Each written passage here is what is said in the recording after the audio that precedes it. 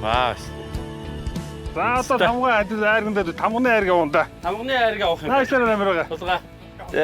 Наашлаар яваад гараа. Яа. Чиний оноо. Оо.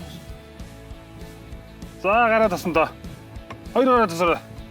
За би. За тэгээд амсан да. За аама. Тамны хүмээ. За. Ингэж ийм юм уу те бас. Ингээд тамганы айрг гээд. Таамын өмнөх үү. Хоёр гараа тас. За тамганы айрг уун да. Хээ. За ил тамхилах. За тавтай сайхан намарч жишээ. Тага тамгтай сайхан намарч. Шүрэг адуу тарга твэрэг саа. Сүү ариун Дүндэр. айрыг шимтэй авцтай сайхан байна оо. Тага.